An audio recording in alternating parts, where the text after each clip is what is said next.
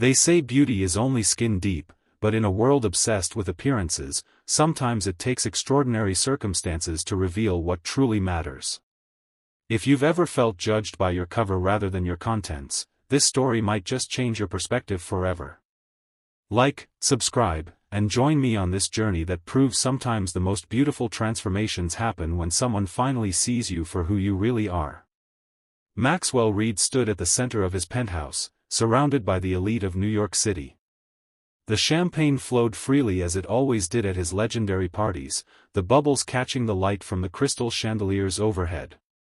At 42, Max had everything money could buy: the successful investment firm, the Manhattan penthouse, the summer house in the Hamptons, and a social circle filled with the city's most beautiful people.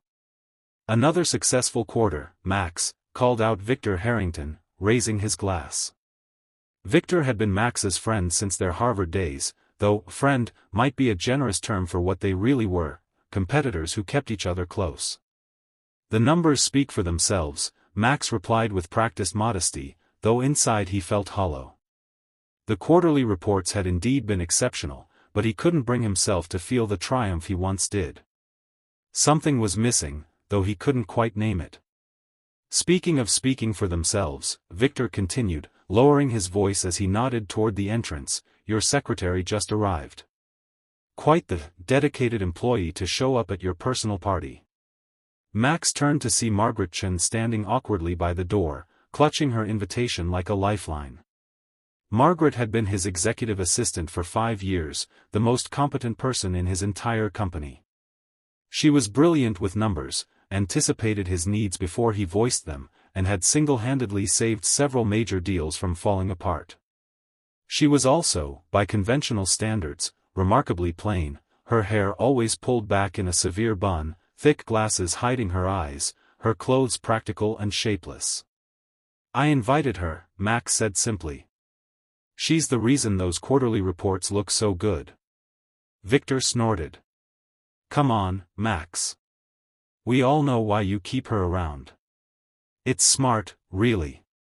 No one's trying to poach an assistant who looks like that, and you never have to worry about office romance rumors." Something in Max snapped.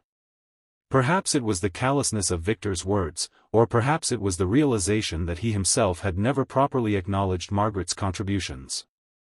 "You know what, Victor? Margaret is worth 10 of any of the so-called beautiful people in this room. She's brilliant, loyal, and has more substance than anyone here." Victor's eyebrows shot up. "Is that so? Then why don't you bring her to the charity gala next month?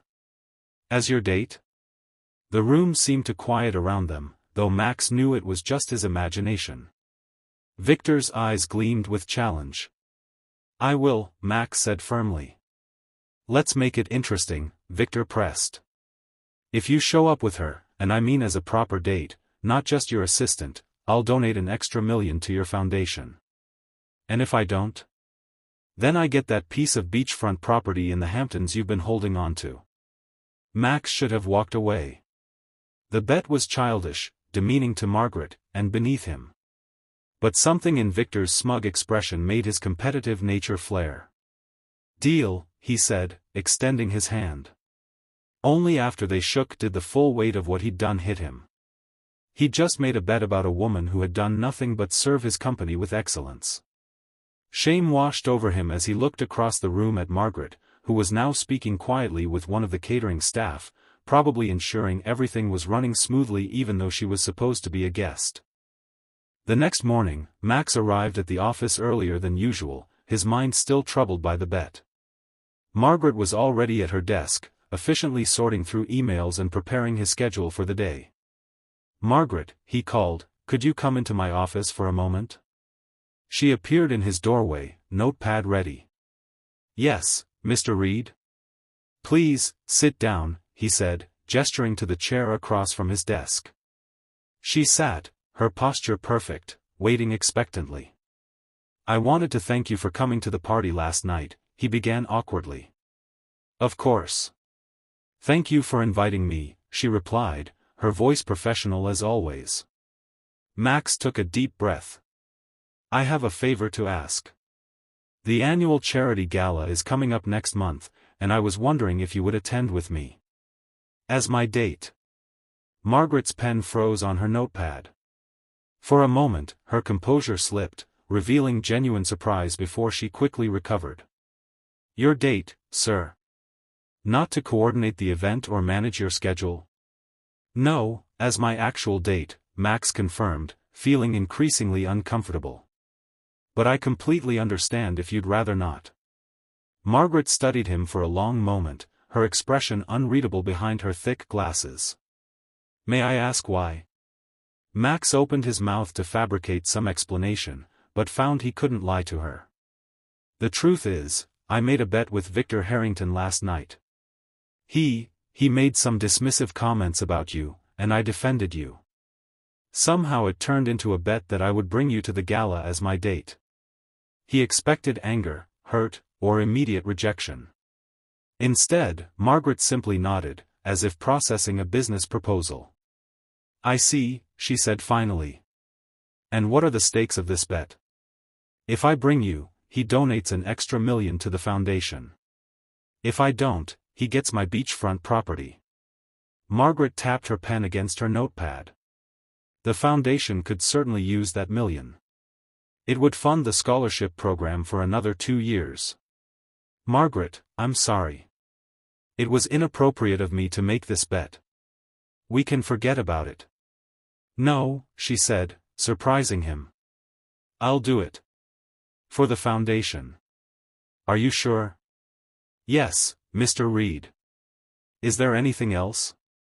Max felt a strange mixture of relief and deeper shame. No, that's all. Thank you, Margaret. She nodded and returned to her desk, leaving Max to wonder what he'd gotten them both into. The weeks leading up to the gala passed in a blur of work and preparation. Margaret remained as efficient and professional as ever, giving no indication that anything had changed between them. Max found himself watching her more closely, noticing small details he'd overlooked before, how her eyes crinkled slightly when she was pleased with something, the quiet confidence with which she handled difficult clients, the subtle wit that occasionally surfaced in her emails. 3 days before the gala, Margaret requested her first personal day in 5 years. Max granted it immediately, curious but respectful of her privacy. When she returned to work the following day, nothing seemed different, and Max wondered if she was having second thoughts about their arrangement. The night of the gala arrived. Max adjusted his bow tie in the mirror of his penthouse, an inexplicable nervousness settling in his stomach. He'd arranged for a car to pick up Margaret and bring her to the event separately, giving her the space to prepare without pressure. The Metropolitan Museum of Art had been transformed for the evening, its grand entrance hall glittering with lights and filled with New York's wealthiest philanthropists. Max arrived early, making the obligatory rounds, shaking hands and accepting congratulations on his firm's recent successes. All the while, his eyes kept drifting to the entrance. Victor found him by the champagne. Looking a bit nervous, Max. Having second thoughts about our little wager? Not at all, Max replied coolly, though his collar felt suddenly tight. Well, it's getting late. Perhaps your secretary got cold feet. Can't blame her, really. This isn't exactly her natural habitat. Max was about to respond when a sudden hush fell over the crowd near the entrance. He turned, following the collective gaze, and felt his heart stop. Margaret stood at the top of the stairs, but not the Margaret he knew from the office. This woman was transformed. Her hair, usually constrained in a tight bun, now fell in soft waves around her shoulders, revealing unexpected highlights of auburn. Her glasses were gone, allowing everyone to see her striking dark eyes. She wore a deep emerald gown that followed the curves of a figure that had always been hidden beneath boxy suits and oversized blouses. But it wasn't just the physical transformation that captivated the room. It was the way she carried herself, with quiet dignity and an understated confidence that made the more flamboyant displays around her seem suddenly gauche. Max found himself moving toward her without conscious thought. As he reached the bottom of the stairs, she descended, a small smile playing at the corners of her mouth. Margaret, he breathed, "you look different," she supplied, her voice the same calm, measured tone he knew, grounding him in the familiar even as he struggled to reconcile this vision with his executive assistant. "Beautiful," he finished. "Though that's not quite right. You've always been beautiful. I just never allowed myself to see it." Something flickered in her eyes, surprise, perhaps, or disbelief. "Shall we?" she asked, extending her hand. Max took it, suddenly aware of every eye in the room on them. As they moved through the crowd, he noticed the reactions, the widened eyes, the whispers behind hands, the reassessment happening in real time. Victor stood frozen, his champagne flute halfway to his mouth, expression caught between shock and dismay. "Your friend seems surprised," Margaret noted quietly. "He's not the only one," Max admitted. "But I should be clear, you didn't need to do any of this for the bet. You were already." "This isn't for the bet, Mr. Reed," she interrupted gently. "Or for you." "Max," he corrected automatically. "Please, call me Max tonight." She nodded. "Max, then." And no, this transformation, as everyone seems to be calling it, wasn't for anyone but myself. I've always known how to present myself this way. I simply choose not to in professional settings. Why? The question escaped before he could consider its propriety. Margaret considered him for a moment. Because I wanted to be valued for my mind, not my appearance. In my experience, when men find a woman attractive, they often stop listening to what she has to say. The simple truth of her statement hit Max like a physical blow. How many women had he dismissed or underestimated based on their appearance, either because they were too beautiful to be taken seriously or not beautiful enough to command his full attention? "I've been guilty of that," he admitted. "I'm sorry." "Don't apologize to me," she said. "I've always known you valued my work. That's why I've stayed with your company for 5 years. Before Max could respond, they were approached by the chairman of the foundation, eager to discuss the upcoming funding cycle. To Max's surprise, Margaret engaged in the conversation with detailed knowledge of the foundation's programs and finances. The chairman was clearly impressed, directing his questions to her as much as to Max. As the evening progressed, Max watched with growing admiration as Margaret navigated the social complexities of the gala with effortless grace. She spoke intelligently on topics ranging from market trends to classical architecture, charmed the most difficult donors, and even managed to secure a tentative commitment for additional funding from a notoriously tight-fisted billionaire. "You're remarkable," Max told her as they shared a quiet moment on the terrace, the city lights spread before them like stars. "I've worked with you for 5 years, and I'm only now realizing how little I know you." Margaret smiled, a genuine expression that transformed her face in a way that had nothing to do with makeup or styling. "Perhaps you never asked." The simple truth of it humbled him. "You're right. I never did." He hesitated, then added, "I'd like to change that, if you'll let me." She studied him, her gaze penetrating. "Why? Because you now find me attractive? Or because you've glimpsed something beyond your assistant?" "Both," he admitted honestly. "And because I'm beginning to realize how narrow my world has been. How many remarkable people I might have overlooked because they didn't fit into my preconceived notions of value." Margaret nodded slowly. "That's a start." Their conversation was interrupted by Victor, who approached with a fixed smile that didn't reach his eyes. "Max. And Margaret, isn't it? I hardly recognized you." "Mr. Harrington," Margaret acknowledged coolly. "You've certainly won our little wager, Max," Victor continued, barely glancing at Margaret. "I'll have my office transfer the $1 million tomorrow." "Actually," Max said, "I think I'm the one who lost." Victor's brow furrowed. "What do you mean?" "I mean that I made a bet that reduced a brilliant, complex human being to nothing more than an appearance. I treated Margaret as a prop in our childish competition rather than as a person deserving of dignity and respect." Max turned to Margaret. "And for that, I am truly sorry." Margaret's expression softened slightly. Apology accepted. Victor looked between them, clearly uncomfortable with the turn the conversation had taken. Well, it seems like everything worked out. Margaret got a makeover, you get your million, and... I think you're missing the point, Victor, Max interrupted. This isn't about makeovers or money. It's about seeing people for who they really are, not just what they look like or what they can do for us. Victor's smile became strained. Always the philosopher, Max, enjoy your evening. He retreated back into the crowd, leaving Max and Margaret alone again. You didn't have to do that, Margaret said quietly. Yes, I did, Max replied. For my own self-respect, if nothing else. The rest of the evening passed in a blur of conversations and dancing. Max found himself increasingly drawn to Margaret, not just to her transformed appearance, but to her mind, her quiet strength, and the glimpses of humor that occasionally surfaced in her observations. As the gala wound down, they stood waiting for the valet to bring around Max's car. Thank you for tonight, Max said. Not just for coming with me, but for opening my eyes. Margaret smiled. It was an interesting experiment. Would you consider another experiment? He asked. Dinner, perhaps. Not as my assistant, not as a bet. Just as yourself, however you choose to present. Margaret considered him for a long moment. I might, she said finally. But on one condition. Name it.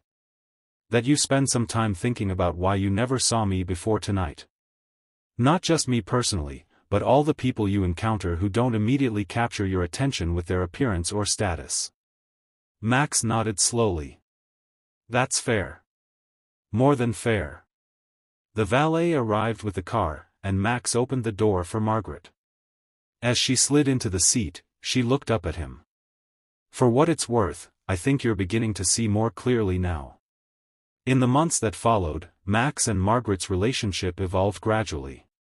Their first dinner was slightly awkward, both of them adjusting to their new dynamic outside the office.